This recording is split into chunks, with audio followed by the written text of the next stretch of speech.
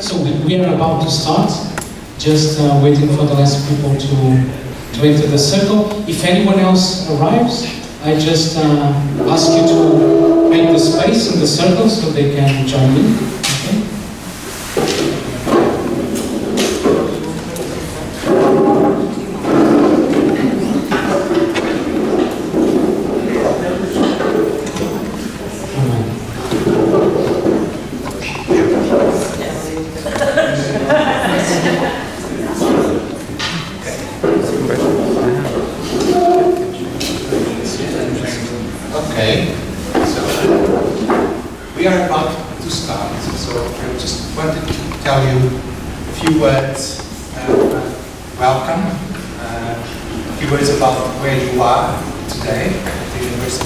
Lisbon. Just wanted to tell you a little bit of our story here. From my perspective, I can tell you that something like 2 years ago, myself and a couple of colleagues, I'm a professor here at BBVA, we began to be a little bit worried that something was wrong, something was not feeling right on the way that the students were coming to our classes. So we didn't really know what was going on, but some of us began to feel that something was missing, something was wrong. And we began to look to see if we could understand what we could do. And it's not long ago, so we began to feel that there was a sense of unhappiness, that the students would feel a little bit disconnected from what we would want to teach at the classroom. And at least for myself, this was the beginning of a process that led us here to this event. So to make a long story short, I could tell you that first I discovered a little bit more about participatory methods and governances, and I started to read. Then I organized here at BBVA one course that was really a turning point. It was the Dragon Dreaming course that some of you have been here as well with us. It was really, during that course we had some like a vision, aha, now I think I can understand what's happening. And we decided to create something that now we call the NER Group. So it's an initiative that wishes you well and welcomes you here today to BBVA. We're very glad to have Hugo and Mira. I met Hugo and Mira a long time ago, and I think we lost track of you, so we want to see you in Lisbon more often. But I'm very happy that you have come and that you have proposed to us to partner and to have this Sociocracy 3.0 event.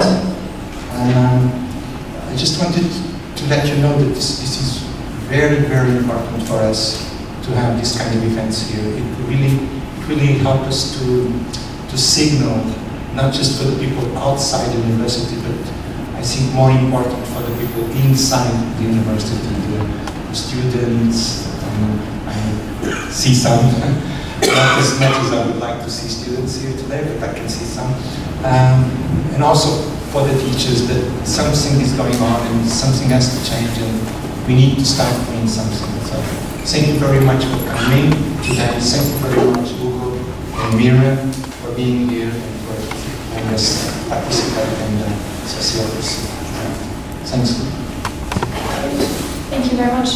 I think you also wanted to announce a course that you're organizing, right? Maybe that's useful since you won't be there at the end. Can I read now? Yes, please. Okay.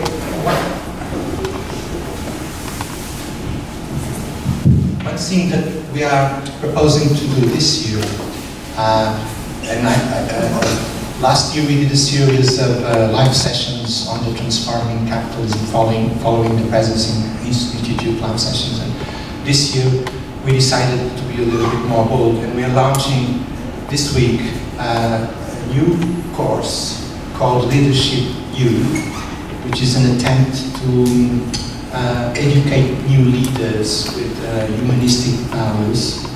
And we just wanted to call your attention to this. It might be a course that you could be interested to. The registrations are open, so you can. There's a couple of flyers, I think, on top of the table. The course is designed to be almost like a continuous laboratory with no class, no lecture at all. So it's all about training people in opening their hearts, opening their will, opening their minds. And there is both physical embodiment, there's psychodrama techniques, there's a communication. So we're going to design a journey in which people get into the laboratory and hopefully they get out a little bit better, a little bit more human at the end. It's a sort of a long course on Fridays and Saturdays. It's just to make it possible for those that work more suitable to their lifestyles. But okay, just take a look at what we're offering, and if you see it interesting to you, we'll be here. Thank you so much, Manuel. Thank you also to Divago and to Luis from Eco Experts that invited us to do this kind of expert talk, even though this is not going to be much of a talk. It's going to be quite interactive. I'm Mila, and that's Hugo. I'm from Germany, and Hugo is from Portugal, but we both live in Spain, and we both came here tonight to tell you a little bit about Sociocracy 3.0, the strange name, which maybe some of you don't know even what it means, and I hope that at least at the end of the session you will know more or less, have a sense of what it is, basically. There's a lot to say about this, so it's quite a complex and very wide thing, but we want to really just give you a sense of it and hope that afterwards you want to know more. We're also organizing a training next month, which will be a 3-day training, like intensive training, where we'll go through all of it. And you're very, very welcome. We have put a couple of posters around with a discount code, and you're very welcome to join that. And also there will be more of this kind of events around Sociocracy 3.0, which we're organizing in collaboration with Ricardo, who's over there, and he's going to tell us a bit more about this afterwards as well. But before we get started, I would love to know how the energy is here in the room, how are people. And in order to find that out, we have prepared a couple of cards here for you that one of our colleagues made yesterday, actually. And basically, the invitation is for all of you to take one stack of cards. I hope we have enough. If not, we have a few more below. And to choose, there's 4 different ones, and you will see a battery on it. It's like your phone. And we would like to know, what do you feel like? What's the card that most represents the amount of energy that you have on your internal battery right now? So before we start to move, I would like to teach you, or show you a sign that we use for silence, which is just raising your hand. So if you don't know the sign, so basically the idea is, if I raise my hand, and you see me raising my hand, then you also raise your hand, and you stop to speak. And this way I don't have to scream, nobody has to scream, and the room will hopefully be silent. Yeah? Is it okay for you? Any objections to using that sign for silence? Okay, perfect. So please go ahead and choose your card. Yes, I have a question for you, Yes. actually. And what sign do we use if we want to ask a question? You can just raise your hand, that's fine. That's the sign of silence. Yeah, that's perfect. Then we will hear you ask your question. And you can take the full deck. Yes, It's full stack. 4 cards. And you can keep them. Take the 4 cards with you and then just choose.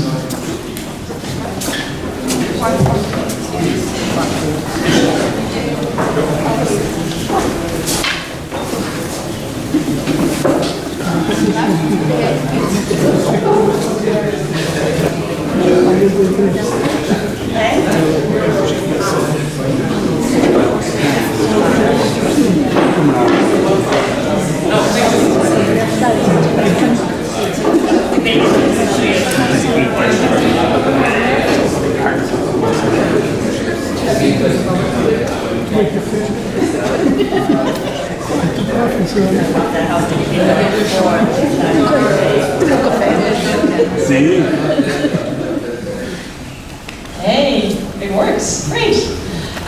So, in order to find out what the energy is in the room, the idea would be that all the people with a yellow card, that shows a yellow card, would go here. All the people that have a green card would go here. All the people that shows a red card, emergency cases, please go here. And all the people that have the other card, I forgot the color, blue, go here.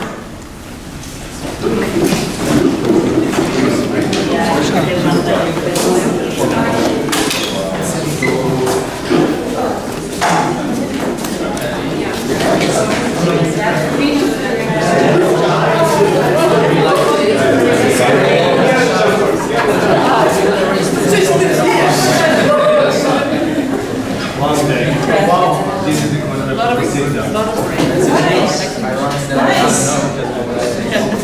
It's good to see that there's quite some energy in the room. Very happy to see that. So we don't have to put so much energy. And I think there are 2 cases of red cards. So we can just invite all the yellow energy people to just go over there and maybe think about some way to give them energy. And then kiss whatever you have.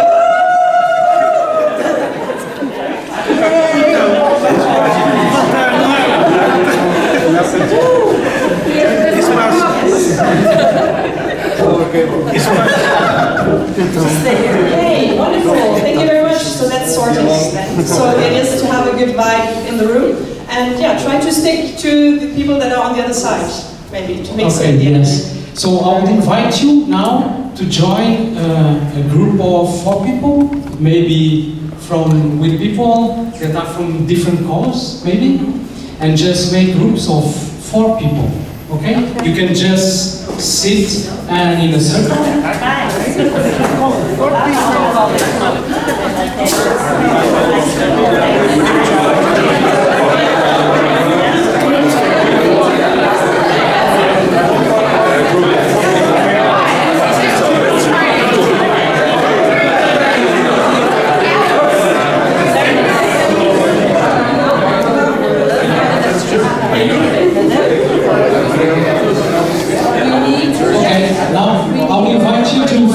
In the room, make a circle, please use the chairs, and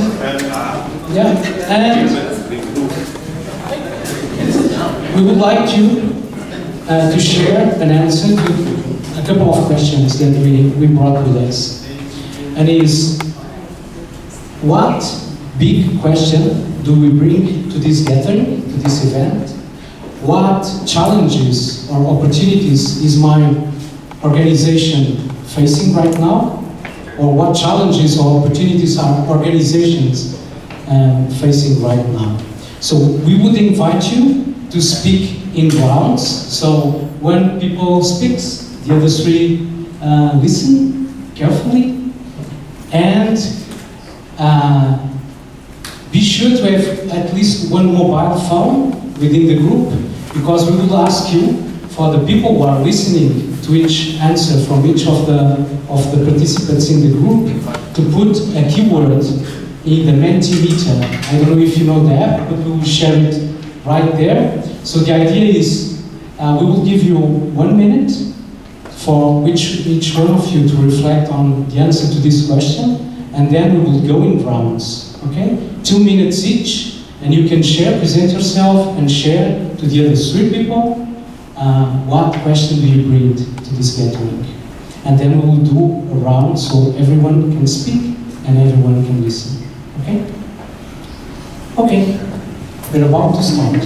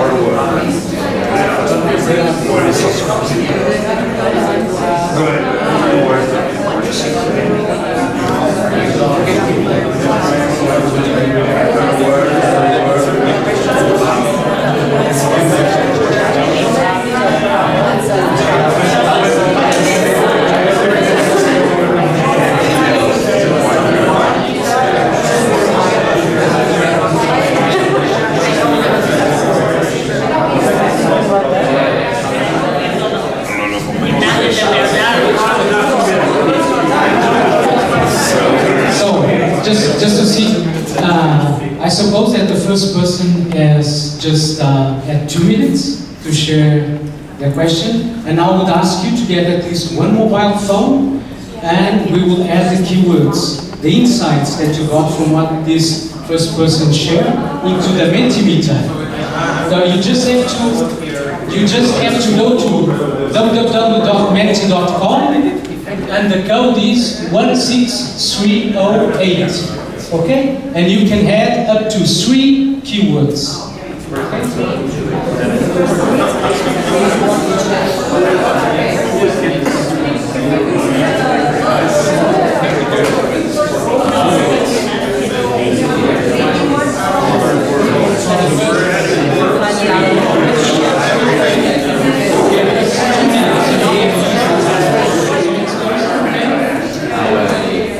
Starting from now.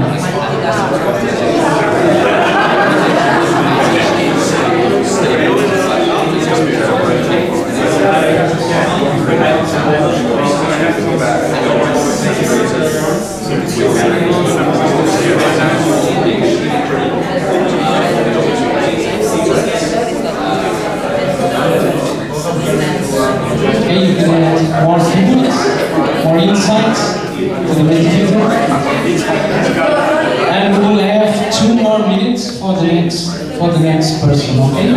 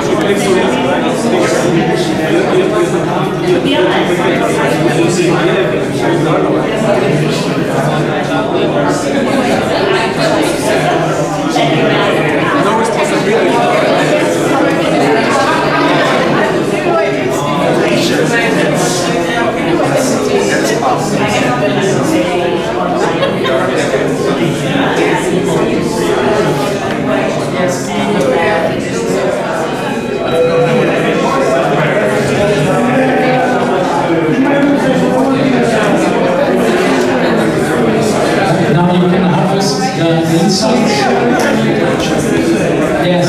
So we'll have 2 more minutes for the last person.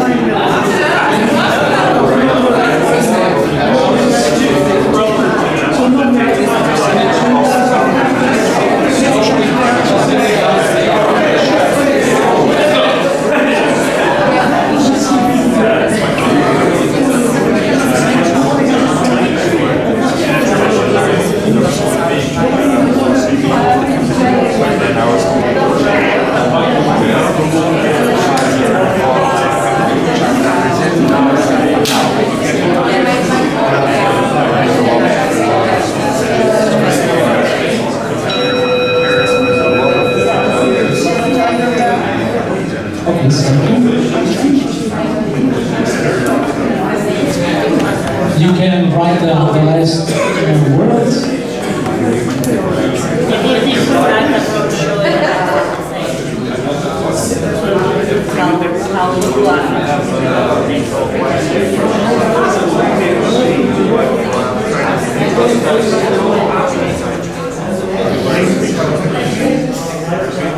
Have you written all of the keywords on the Mentimeter? Maybe you can have a look, and I will invite anyone from any group to share some of the insights of the conversation and the stories that you share. So, who would like to start? Just to share a little bit of what you shared within the groups.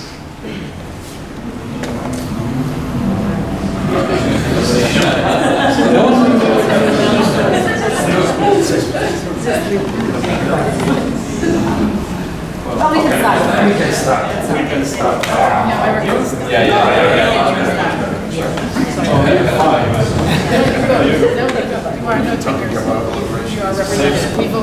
Our keywords were safe space, humanize leadership, and buy. That's the three words we choose. We really believe that something must change right now, not tomorrow, right now. And concerning these three keywords, I think everything is, what can I say about humanized leadership, humanized people? Let's change it. Thank you so much. Thank you so much. You?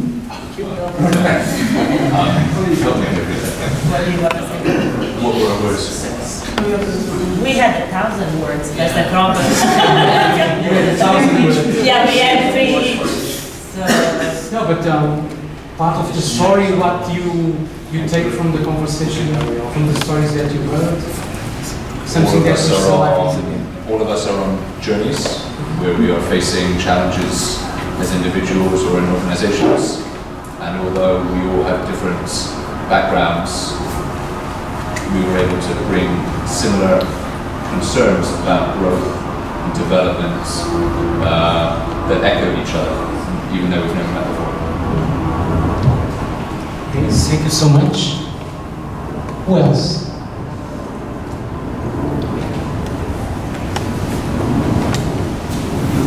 So we discussed about lack of energy, lack of energy, lethargy, we have that word. Another about opportunities with different generations, so millennial and non-millennial on the other side, and so the opportunity of the challenge. More about learning opportunities in companies, and also growing companies with the challenge of ambition for growing and hiring and all that, the challenges that are related. Okay. Thank you so much. Anyone else that really feels the need to share? Yeah? So there was an interesting thing here when the need for collaboration came up from completely different backgrounds, from a small startup to the enterprise, the big enterprise, well established, different contexts, but the needs and the challenges were very similar. Collaboration and taking initiative and ownership of things. From a small startup. Thank you so much. And one more.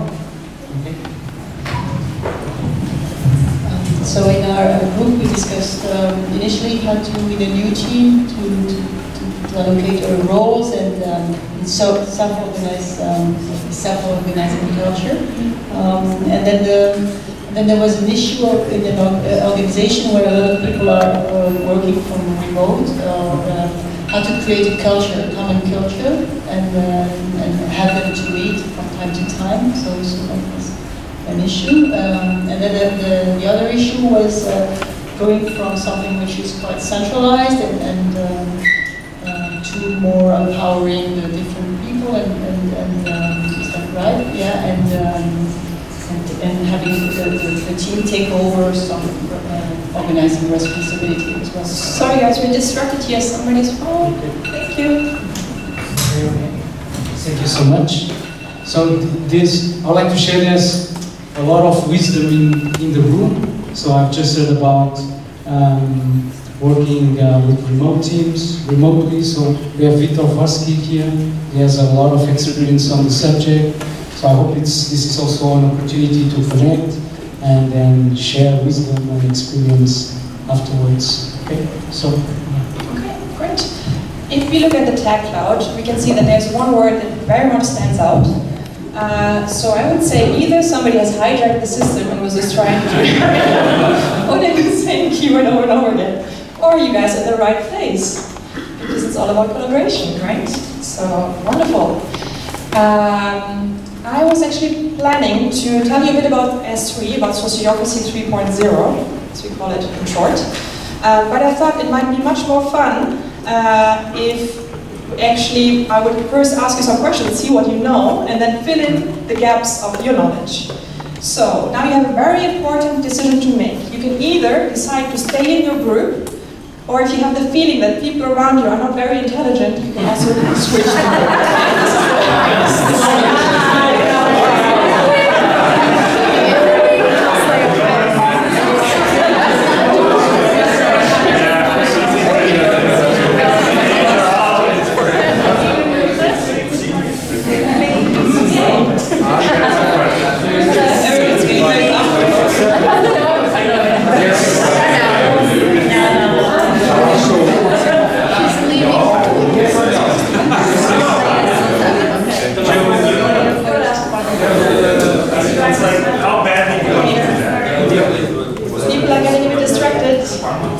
Wonderful. Somebody's leaving. I guess she was the one with the highest IQ and thought, okay.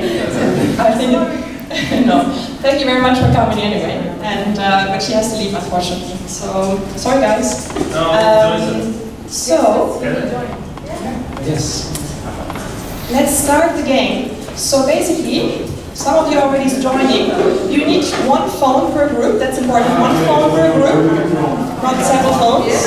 And you can put in one person's name, or you can put in a team name if you want to call your team something. Yeah, only one phone per group, otherwise it's not fair.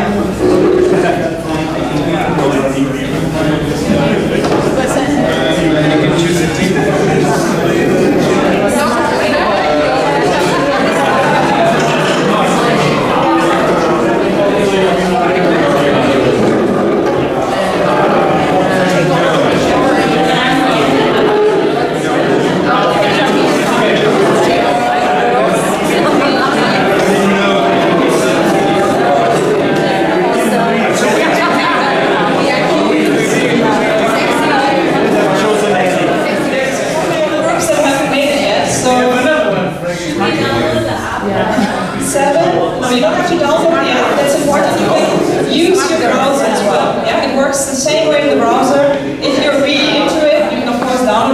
But the easiest way would be just to use the browser.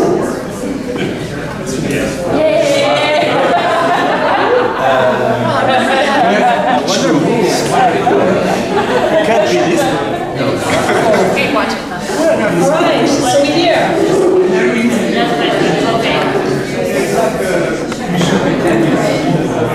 Is everyone ready? Yes? No? Somebody not? Technical issue? Choosing the name, right? If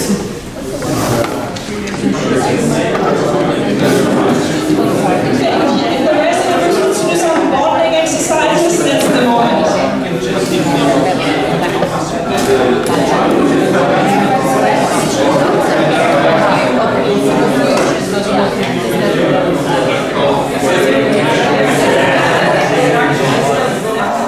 Team 5. Okay. Lisbon. Okay. S4. Who's S4?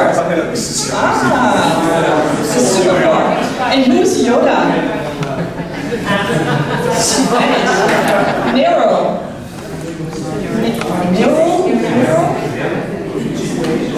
Nobody's Nero. That's an incognito secret person. And then the dot. Who's the dot? Guys. And the mix 5. Alright, so everyone is on board. Let's get started with the first question again. GPS. GPS. Me. Right, welcome me.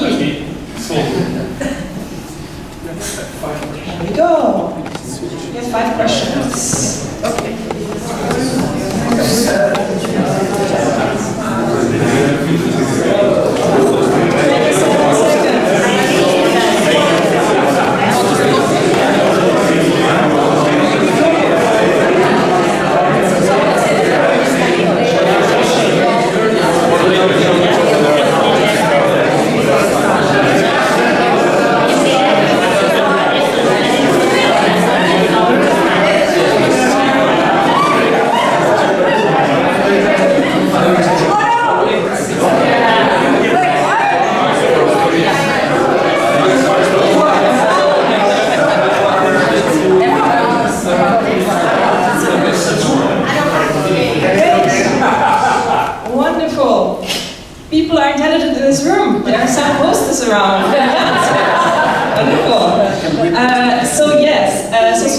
Sociocracy 3.0 started around 200 years ago. And Auguste Comte was the guy who made up the name, or came up with the name, let's say. And it has evolved over time. So it started with the Quaker movement of people standing in a circle and making decisions together about how to treat people's health and how to, I don't know, do a lot of things. And has evolved over time. And there is holacracy as well, there is traditional sociocracy. And at some point people said, like, we need to really fit this into organizations, we need this to be really flexible. And so let's call it S3, Sociocracy 3.0. That's a long story short. So, let's go to the next one.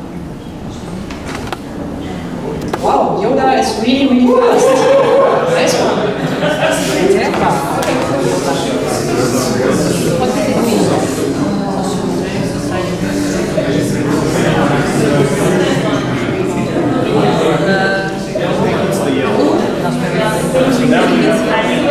Okay, so difficult to read. So the first option, it means, what does sociocracy mean? First option, it means in ancient Greek socio, society, crazy, society, and crazy means Latin crazy. Second option is socio-Latin. Okay, I couldn't even read it so fast. But it looks like 3 people got it right. That's awesome. So,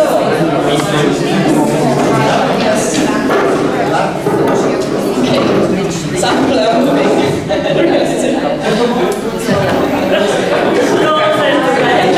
Best.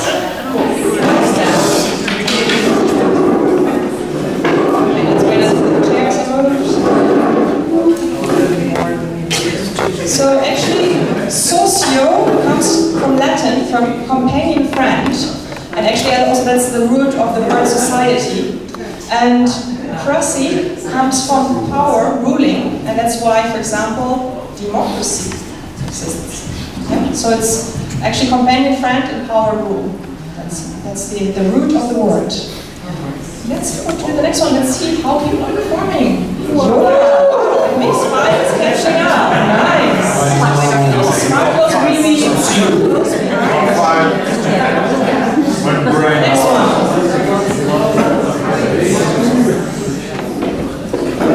How is Sociocracy 3.0 different to holacracy and traditional sociocracy? Somebody's changing. Okay, special moves.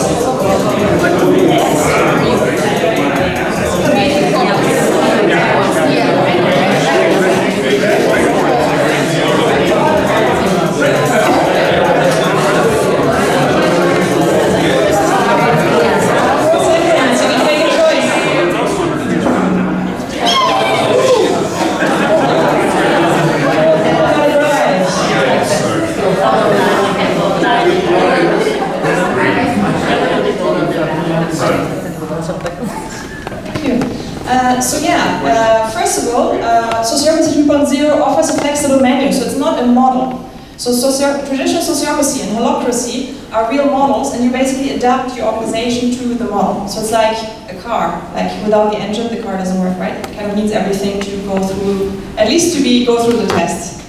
And so basically S3 is a menu, and you can actually see it over there. There's all the patterns, it's 70 something patterns. That are all put together, and basically based on your needs, and you can really cherry pick the patterns that are useful for you, that you might need.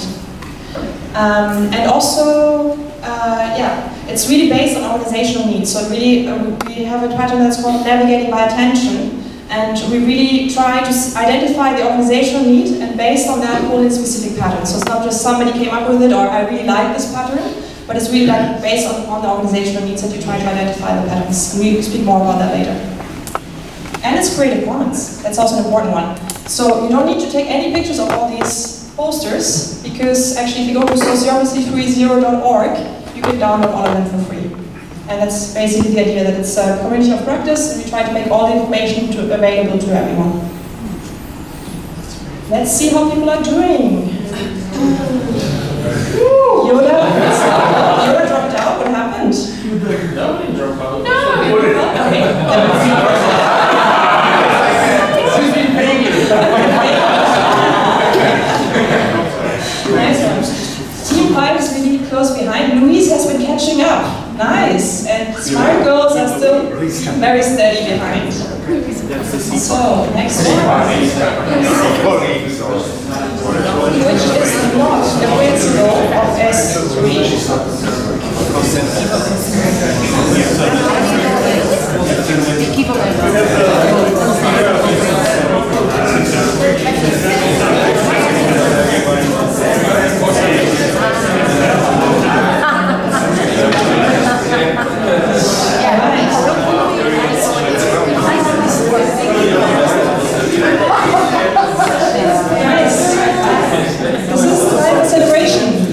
We managed to mislead a couple of people.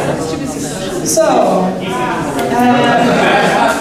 well, equivalence first of all. What does equivalence mean? Equivalence means involving people in a decision that affect them in some way. Yeah? In this case. Effectiveness, I think we all kind of know what it means. And then consensus and consent, they sound very similar, but they're actually quite different. So consensus is we try to kind of reach an agreement between the two of us. And consent means that nobody has an objection. So nobody says no, nobody doesn't want, cannot live with it at all.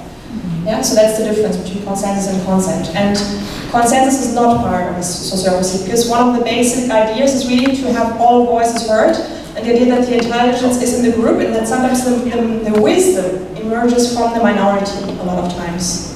So we're trying to include the minority in the process, but in a way that is effective. Let's see how people are doing. Yoda is really far ahead. Team 5 has been catching up, and Louise is still steady behind. So, last one.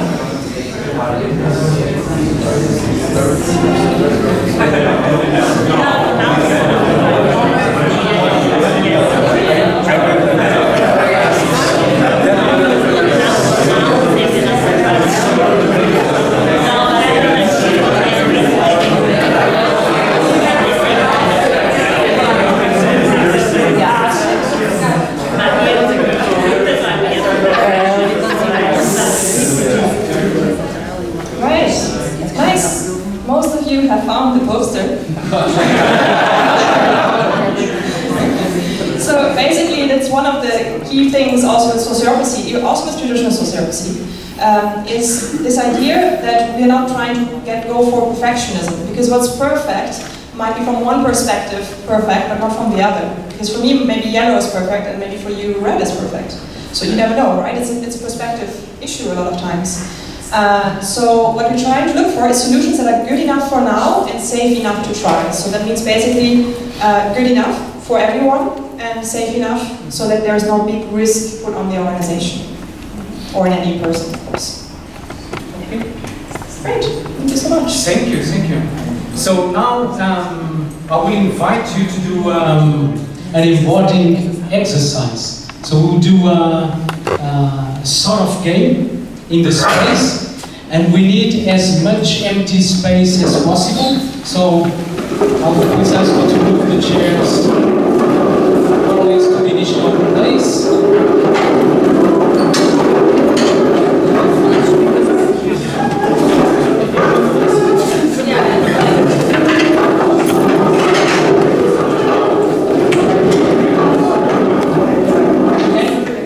When you're ready, please raise your hand. Okay, and now I invite everyone, each one of us, to choose 2 different persons in the room,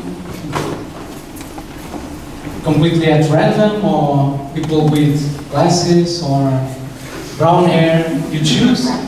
You don't have to say which people you choose. So every one of us choosing 2 people. And now, so each one of us is a team collaborating in an organization, and we need to collaborate with these 2 other teams in our organization.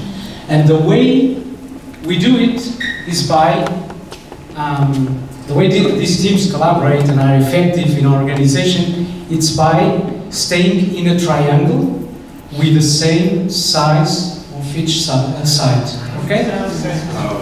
You know? So with these two other people. And to start the exercise, I would like a volunteer, a leader, to emerge from this group. A leader that will help us in a maximum of 5 minutes to have our teams aligned in these triangles, as much of these teams are aligned as possible. Okay? Anyone willing to help us and play the game? In 6 minutes. 6 minutes. Maybe somebody from Yoda, the smart ones. From Yoda. Someone who runs a project support office or a project manager. Please, a volunteer. No, you go.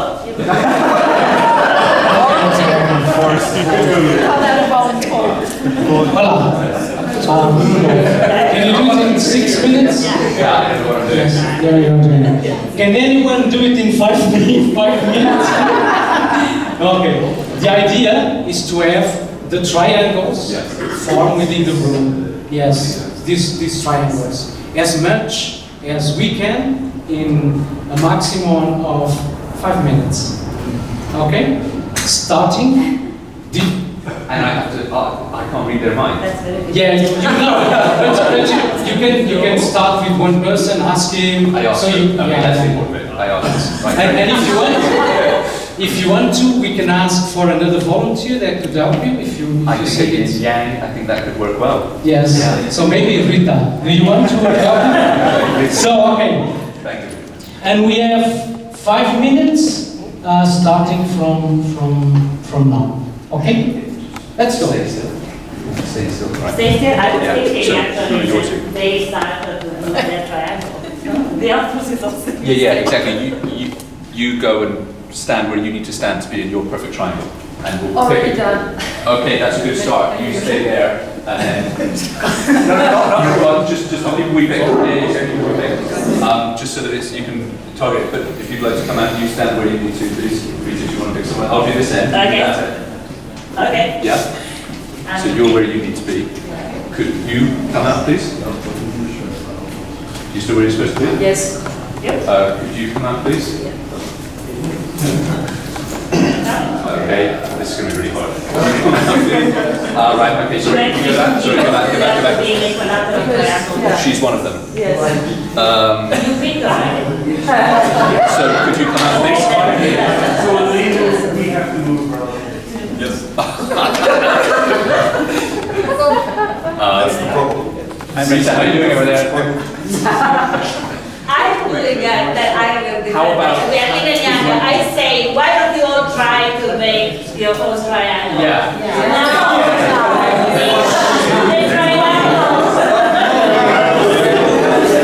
Make the triangle with the people you create. Okay.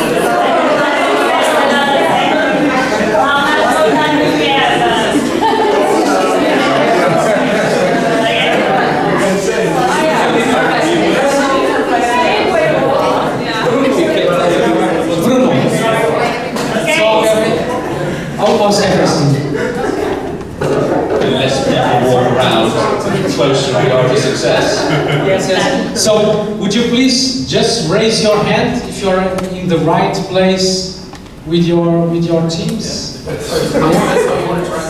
Okay, you as well. So it's 3 minutes. So I think it's absolutely great. And yeah, and Rita really picked here something. So I will just invite you to start again. Do it once more from scratch, and just select any other people at random. Okay, any other people in the room at random? Two other people. So we will do the same exercise. Okay, and we will start in silence now, without any leaders. Okay, and we will just move to the right place to be in the perfect triangle. Okay, I'll do it. Start.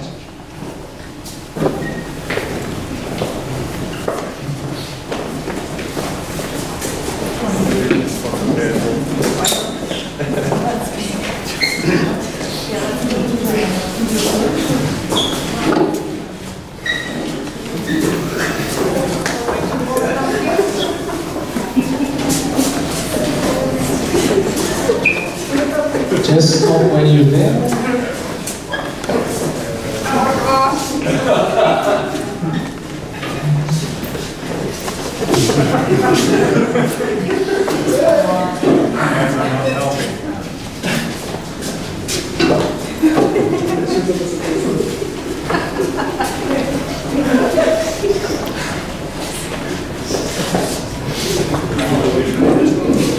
Just raise your hand if you're in place. Please raise your hand if you're in place. Okay, guys. 59 seconds. Great. Now, just don't move. Now, there's something really tragic happened here. We need you for a different project. Please come with us. Here. Can you just move and rearrange, please? Can you just move and rearrange accordingly? Okay. It's not important to anybody if you guys did Okay, I'll just invite you to go back to the groups where we were doing the exercise, okay, and debrief a little, debrief about what happened right now in these 2 moments. So we will have like 4 minutes, 4 to 5 minutes.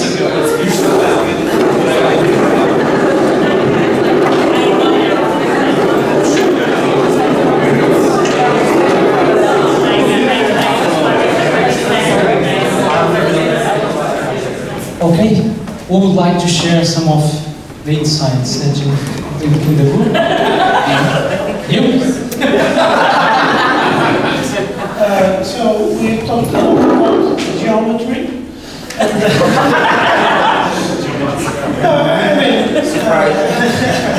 Now, whenever there's, I started by saying this, and I was very clever doing so.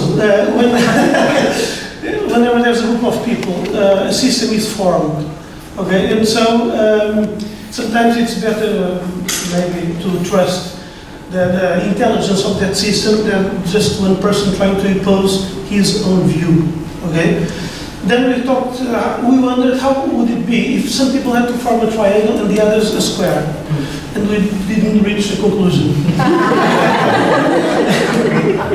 Thank you for the geometric insights. I mean, it was Yoda. So we spoke also about it was worse with the leader. Sorry, it was worse with the leader than when people self-organized. We spoke about there was like an implicit trust. Well, first of all, we spoke about dependencies. Everybody was just worried about their own dependencies, not about who was depending on them.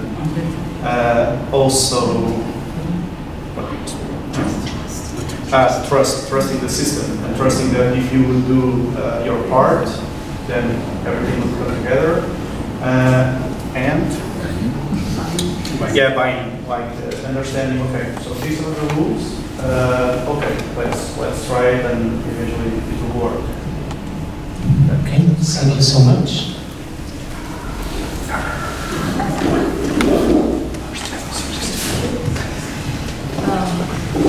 Spoke about, obviously, so that we had 5 times less time to self-organize in the second case, but it was still really chaotic. So we were actually discussing how important it is to have a clear instruction and some system. If we give people with limited amount of time infinite choices, it can get chaotic. If we, for example, if the leader had said, okay, from a circle as you were, you're the first, start from you, 3 people in the back are team, and that's how you divide teams, and then every team self-organizes. That would have taken way less time, for example. So self-organization, yes, but with a direction. Thank you so much. More? Anyone willing to share? Then you. Well, in our case, we were discussing how much faster the second run went.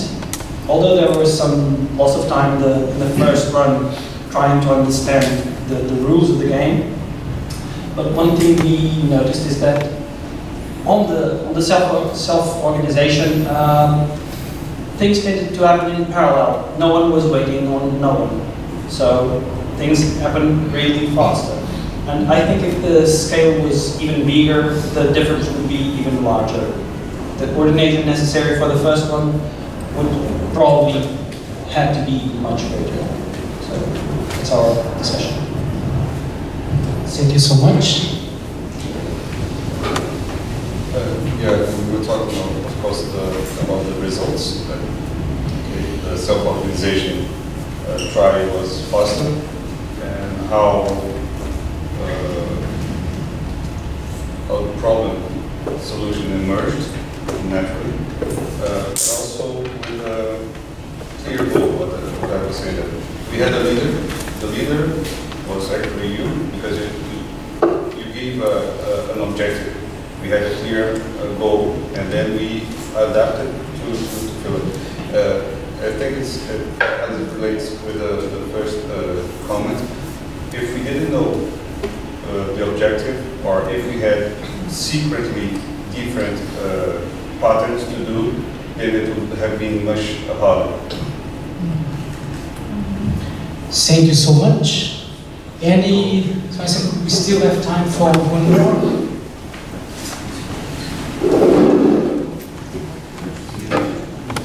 So we found out that actually everything was done in silence, and that was good. And talking is overrated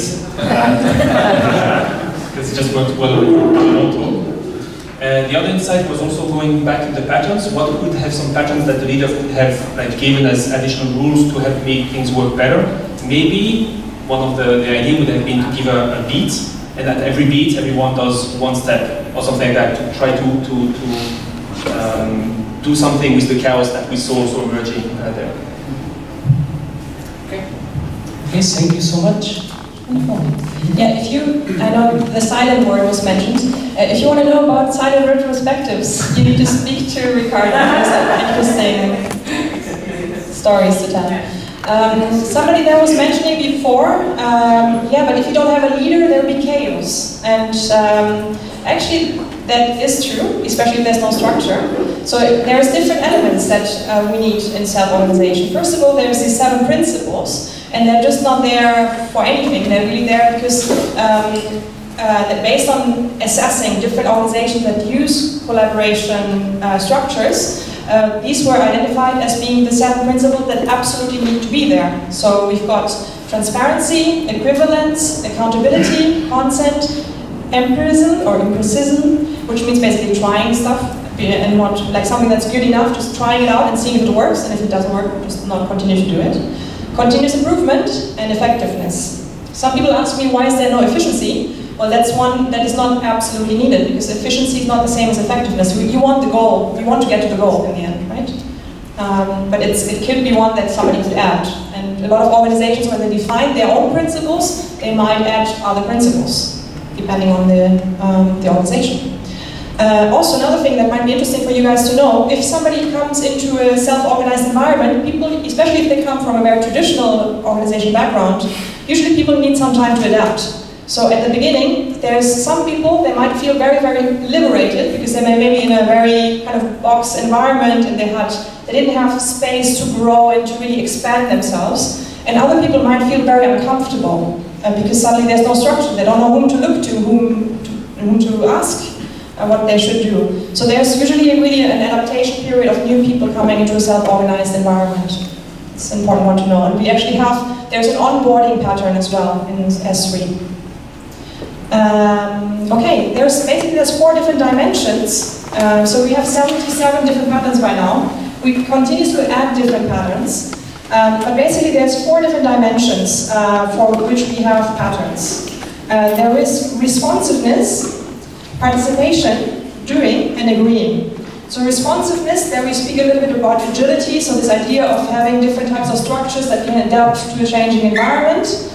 There's this idea of domains, of clarifying the domains as well, so rather than having a department that is responsible only for marketing, you really try to clarify what is the goal of this group of people, and maybe you have several domains in one department.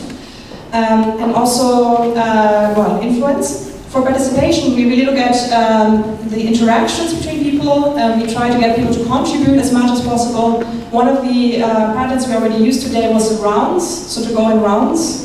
So that's one pattern as well, a very simple one. Also, there's a check-in that we did this morning with the cards. You can keep those, by the way, if you want.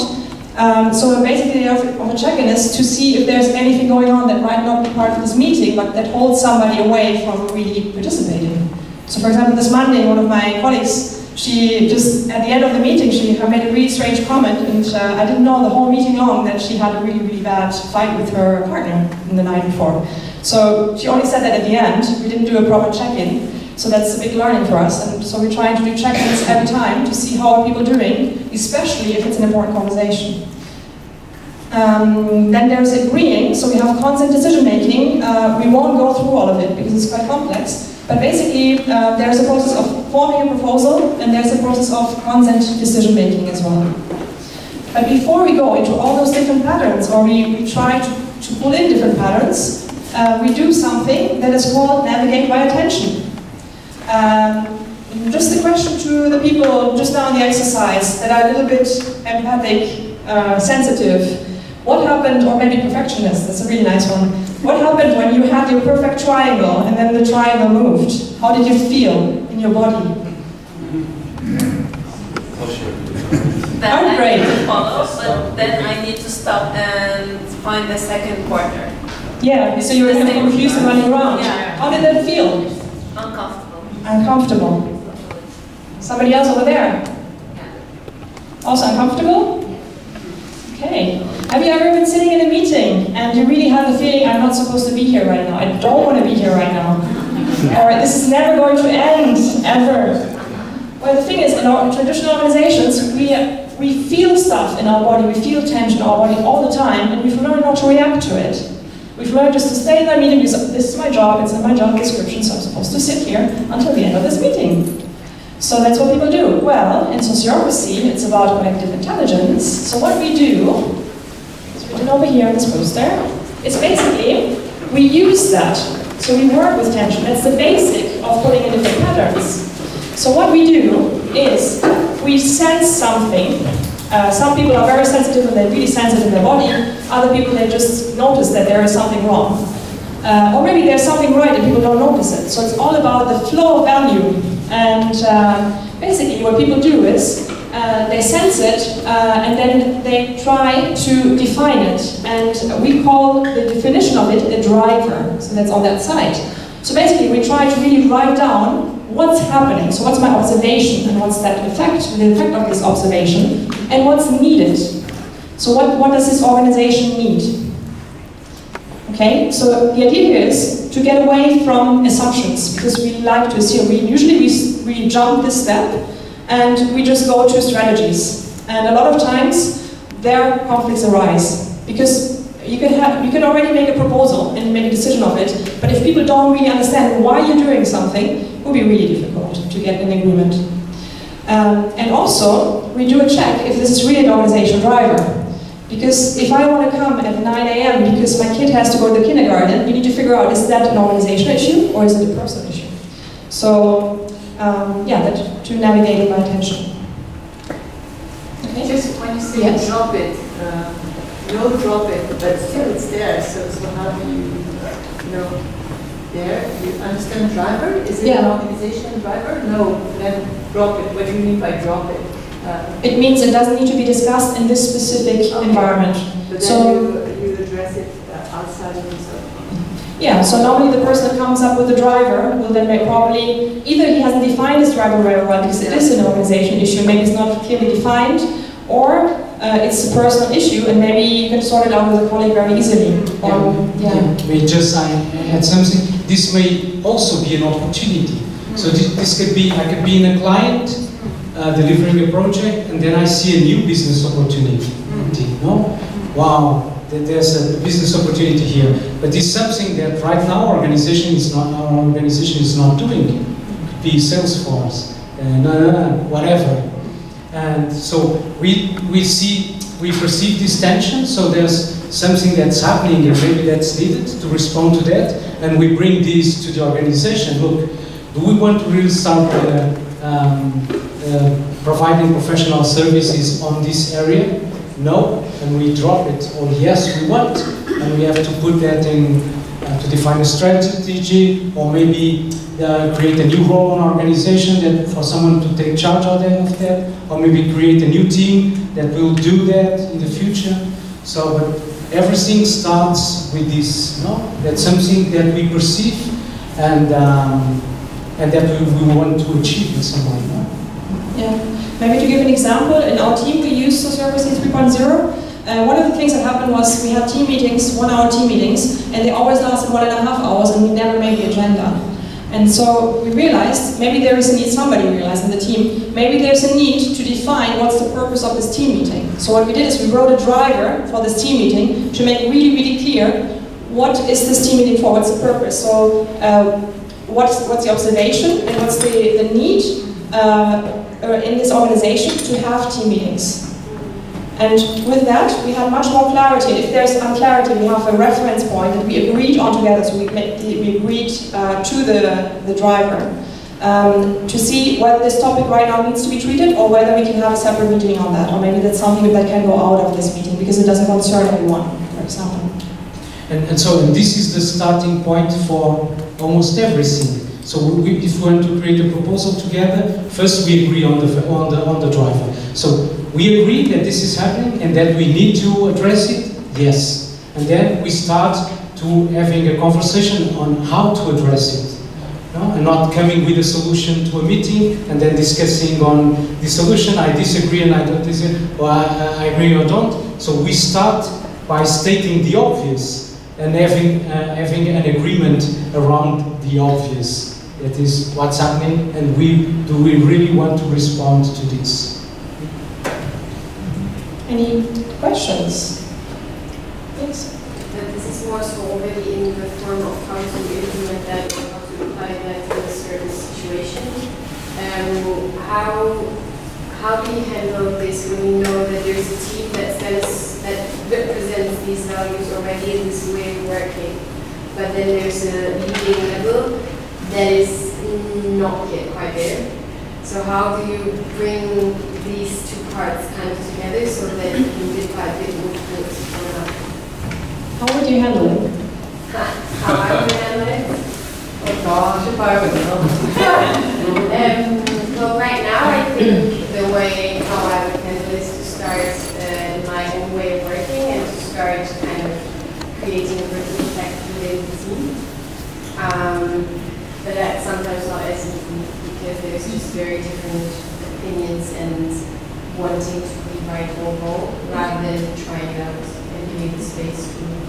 Okay, how would other people handle it?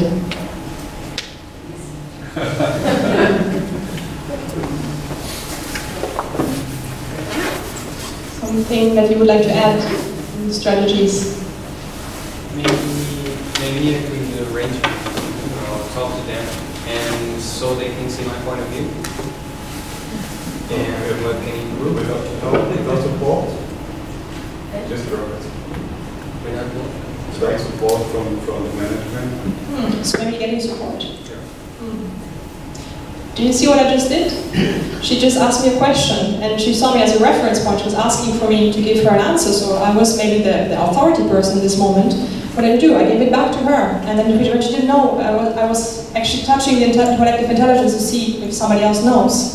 So delegating can be also a good way of making this happen. But it's very true also what you said, that it's important to have the conversation. So you cannot have a self-organized environment when there is an invisible hierarchy. So it's important to have those conversations. And what you said was very right, actually. It was a really good idea to get people involved. You have this conversation on an ongoing way.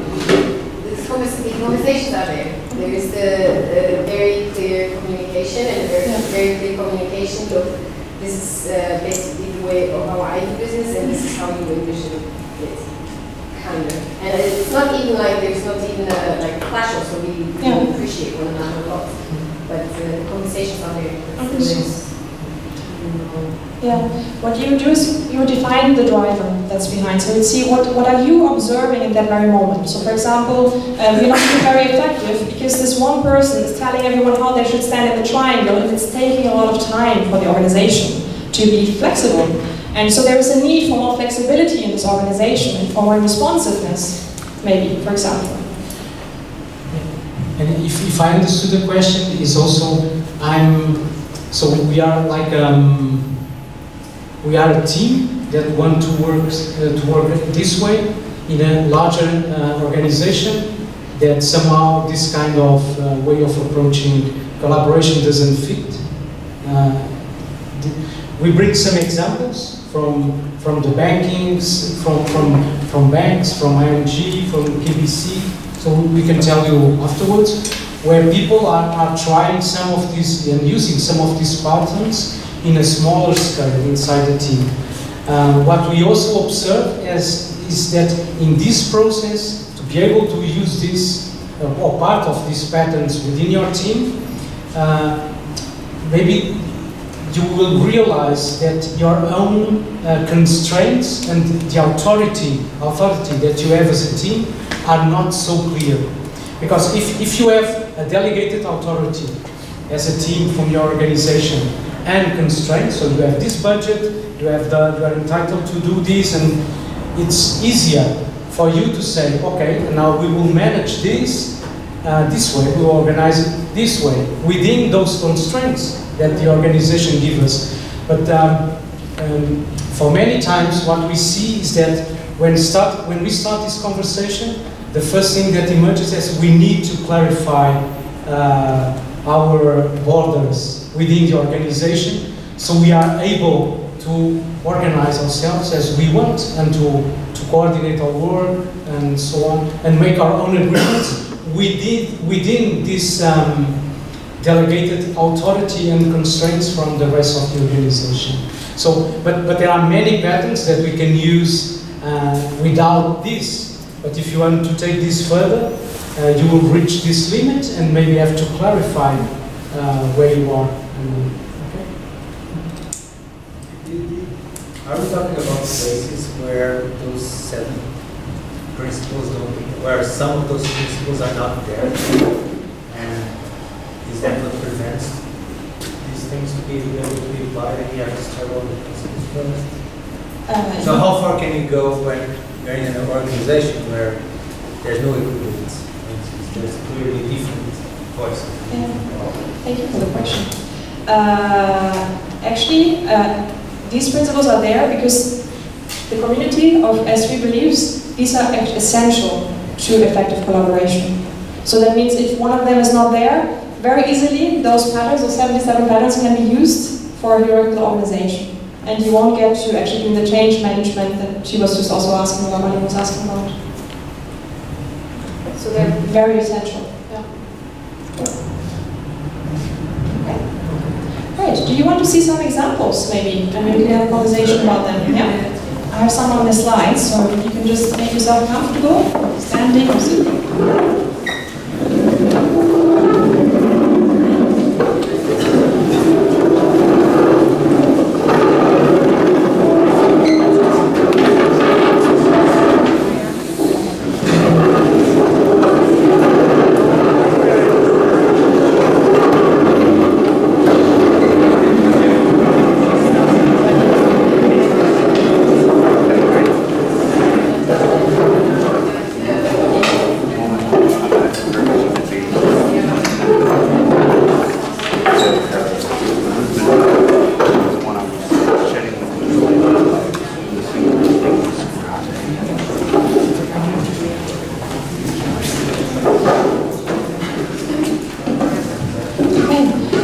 So basically, this is actually the organization that I'm part of, that we started 1 year ago. And we're basically a team of 14 different freelancers that have been starting to collaborate together. And we see our purpose as, we define it as collective well-being.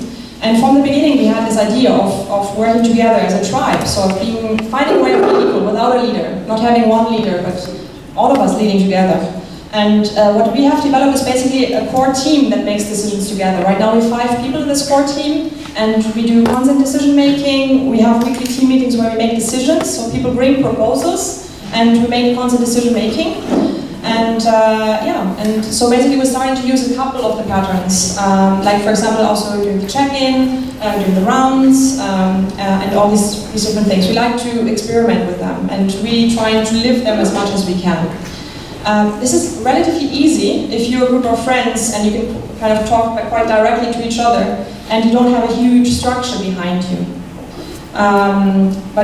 These kind of patterns are also used in big organizations. And Morningstar, for example, is one of them that is also mentioned in the Reinventing Organizations book by Frederick. Hire as well. So Morningstar basically is a tomato company in the US. They have 4,500 employees, and they basically don't have any bosses. They can decide on the holidays themselves, and they have all kind of interesting ways of working without being self-organized, basically, on the plantations, in the factory, in the head office, everywhere. Hire is another example. It's from China, 70,000 employees in total. What they basically decided to do is to split the company into small organizations. So they actually it's not really departments, it's actually complete separate organizations and companies that compete on an internal marketplace with each other. So it's another interesting structure that was being developed. And actually you can read about both of them on a blog that's called Corporate Rebels. So if you haven't heard about the blog, I really recommend it to you. It's people in Holland that came up with it. They have an overview of 100 different organizations that use self-organization in all kinds of different ways. Can you please repeat the name? Corporate, like a corporate company, and rebel, like being rebellious. We can send it to you, the link on the meetup afterwards. Okay, thank you. Another very interesting example is from Spain. So we're also doing trainings in Spain, and people always said, no, but this doesn't work in Spain. Well, there's a very nice province called Basque Country in the north, and in Bilbao. There is this organization. They've been doing transformation for 15 years already. They have transformed organizations that are now in an association called NER Group. It's in total 70 different organizations, so 70, between 12 people. Basque is not Spain. Well, I live in Madrid. We can speak about this later. So, between 12 people and 350 employees, so it's small to mid-sized organizations, all kind of organizations, service organizations, factories. And basically I went to visit a couple of them and found out that they're using S3 patterns, and they didn't even know it. Frederick Laloux, he discovered them a couple of years ago, and he put them into his new version of the book, Reinventing Organizations. And basically what they do is they have delegate circles that make decisions together. So there's one circle of people that represent the different domains or departments that represent the voices from the different areas. People that work on one machine, so for example this is a 24-hour factory, so people that work on the same machine can decide their working times between themselves. So as long as nobody has an objection and Jose wants to go hunting on Thursday, he can go hunting on Thursday. So it's really up to people to decide between them how do they want to arrange the things. And K2K has become quite good at this. They actually develop their own model based on different S3 patterns and Sociocracy patterns that they pull together. So they have some requirements. So when a CEO comes to them and says, I want you to transfer my company, they will first see, okay, are you really sure what's your motivation? If it's only money, we don't do it. There needs to be something behind it as well, because we cannot ensure you that the profit will go much up. And then the second thing is they say, okay, 85% of the employees need to be okay with this. As long as if they're not, you don't have the buy-in from the employees. So if you don't have the buy-in, how can you change the company if half of the employees will run off? And also, nobody will get a salary decrease, so there can be an increase if there's a big gap in the salary range, but not a decrease. And 30% of all the profits will be distributed equally to all the employees. So that's basically the rules. And also, nobody can get fired unless there is a peer review process to fire people. So quite an interesting example to look at. There's some YouTube videos about them, they have some books as well available, and they're also doing some interesting trainings where they teach their own model and their experience. Definitely recommendable. Then in Belgium, there is a lot going on, especially because Frédéric Laloux is from Belgium. There's this company called Fluvius, it's an internet provider with about 5,330 employees that are doing constant decision making for, I think, 2 years now. There's ING Bank. Some of you might have heard about this bank. They're actually using S3 in Belgium and also in Spain. They're doing peer reviews, constant decision making, also circle practices, and they're also using the good enough for now, safe enough to try pattern, for example, and trying to promote it internally. KBC is another bank in Belgium and in Italy. So it's all these very traditional companies that have very hierarchical structures. That are looking for more agility. They're using also a role selection process, which you have over there, the short version of it. They're using drivers. So if there's an issue, they try to define the driver first before they go to a strategy or a proposal. And they're using constant decision making. And last but not least, there is the Catholic University of Leuven. We're in the university here right now. It's actually quite a nice university. Apparently, Manuel told me they're quite known for pharmaceutical research. They do a lot of different things. And basically, last year they said we really want to change, and they're using a lot of different patterns now of Sociocracy 3.0. That's basically all the examples I wanted to share with you today. I don't want to go much more into detail, but just a typical organization of S3 does not exist because, as we said, it's a menu. So you can just say, let's take the good enough for now pattern for now, and let's just not try to be perfect anymore as a first step, because maybe we're having a lot of fights in the company or whatever, so you have to define the driver. But so basically you can start with the end, like there's no one model that this organization, like you cannot say this one is the perfect S3 organization. You have different elements. So basically you have, first of all, agreements in a typical organization, kind of typical, that the agreements are decentralized, it's one of the areas. So not I decide and you do, but we decide together, at least we check if there's no objections. There are circles, so you work with domains and the idea of a delegate circle where decisions are made together. I heard of companies where they actually fire the boss. They said you have to go for 1 year because it was impossible. You had this natural way of leading everyone. And they said, like, you know, how about you take care of this factory in India for a year and come back afterwards? And then suddenly his secretary was objecting to his opinion. So very interesting stuff that happens. And on the other hand, also you try to separate governance from operations. So what we do, for example, in our team is we have a 1-hour meeting on updating each other and stuff, and then we have 15 minutes to make decisions. So there's only 15 minutes, not more, not less.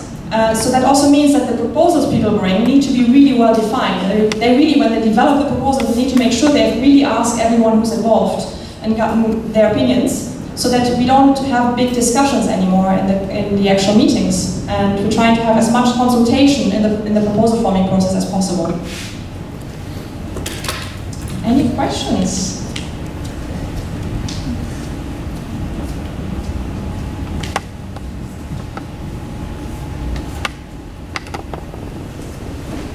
Yeah, I have a question about the thing that you were just saying now of your group, in the sense that, okay, the proposal was prepared before, but when is the consent to the driver?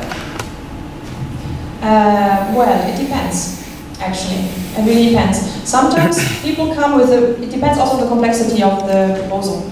So if it's just, how about we meet, instead of, because we work in the office together only 3 days a week, so the other day somebody said, hey, how about we don't work together in the office on Friday, but we work together on Thursday? So there we don't go through the whole writing process. But for example, if we want to think about the team building event, we really write the driver of the team building event, because otherwise, I mean, nobody will agree on any type of proposal. So we need to have the driver clear. And usually what happens is that either we write the driver on the spot together, or somebody comes with a written driver and says, look, I really want to treat this issue. Who's willing to be in my team with me together to develop the proposal?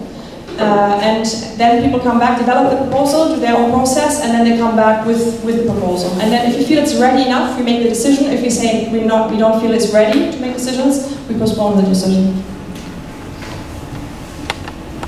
The team that does the decision, so it still needs some kind of... Yes, there's actually a proposal forming process, so to get consultation from everyone. We don't follow it step by step because we're quite an informal team, but there is a process that you can follow to get everyone's input and to make sure that there is the collective intelligence is being taken care of, is being consulted enough for people to make the proposal.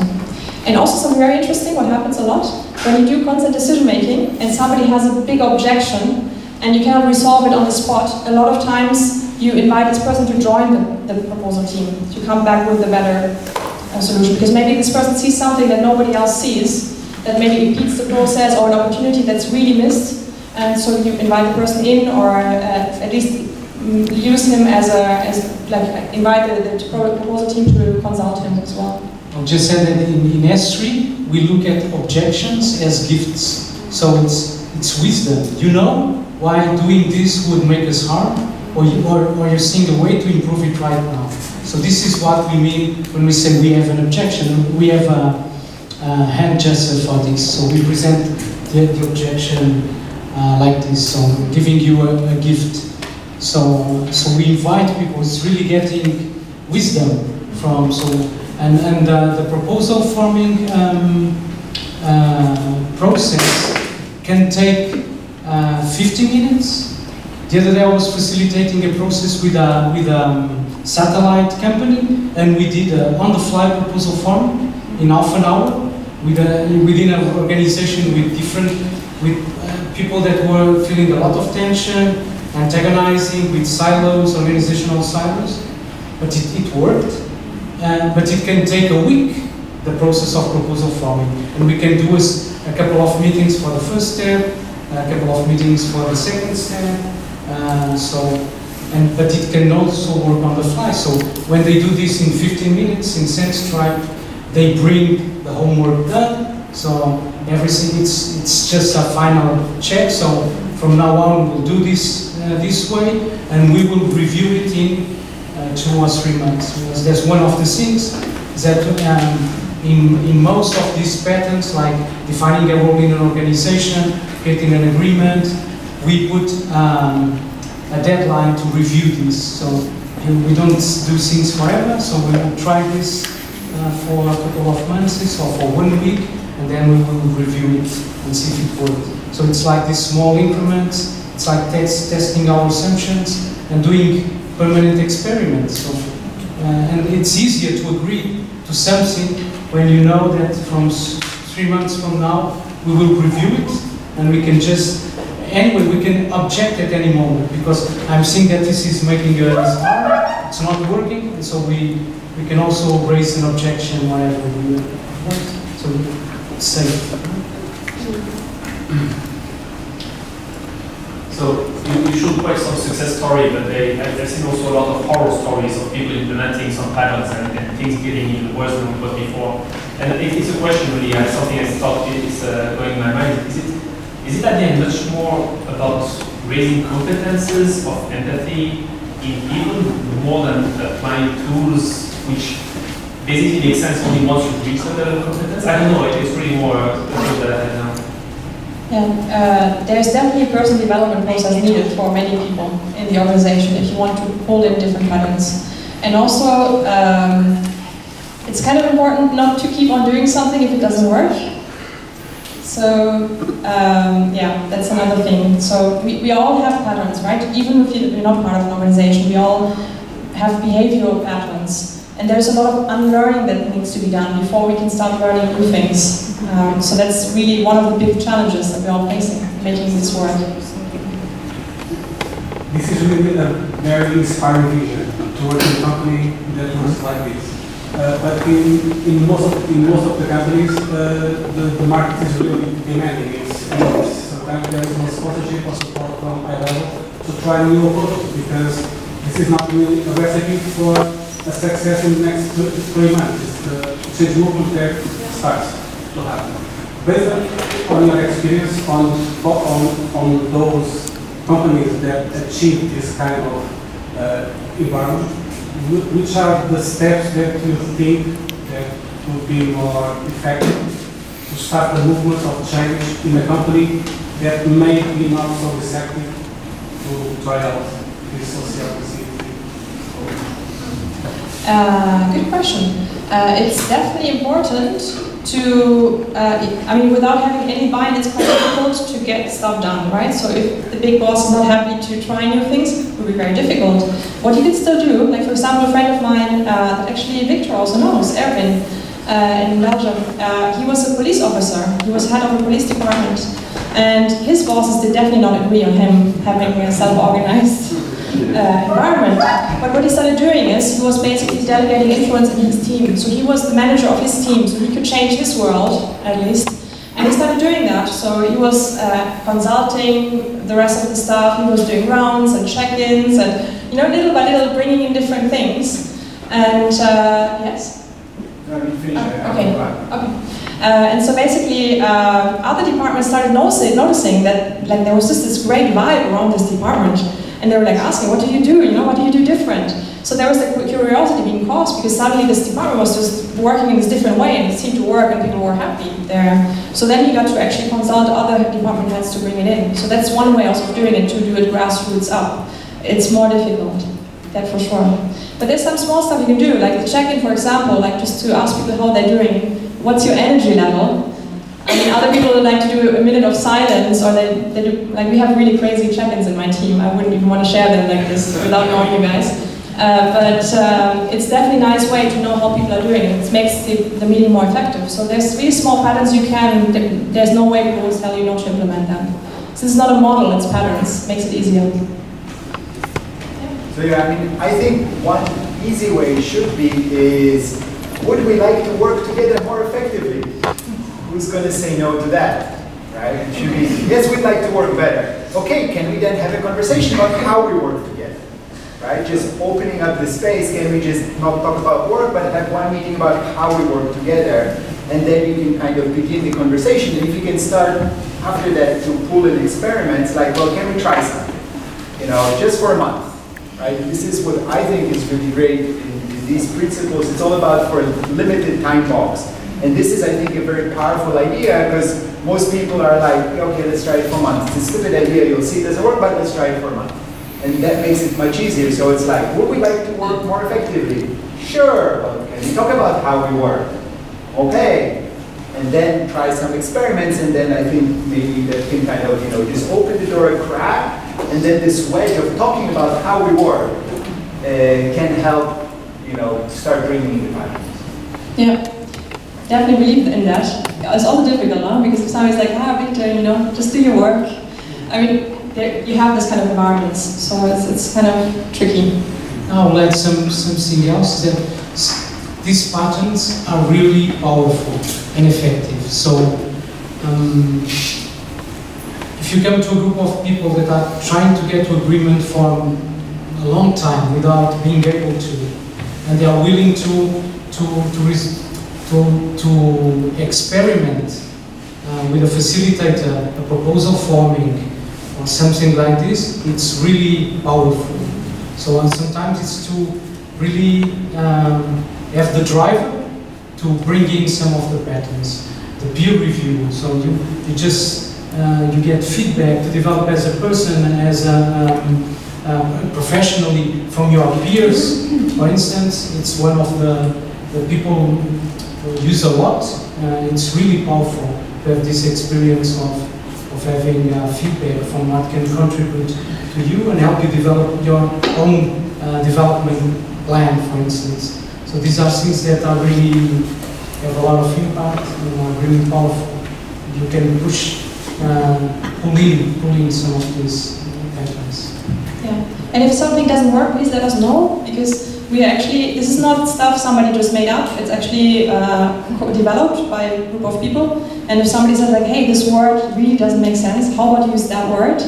There's like a clear issue that we find, then the three creators, so James Priestley, David and Barry Brinkman, they're very open to that. So they have constant reviews of the material that you see hanging around here, and that's why it's also black and white and kind of simple design, and because they're constantly updated, and we want it to be as open, as widespread as possible. There you go.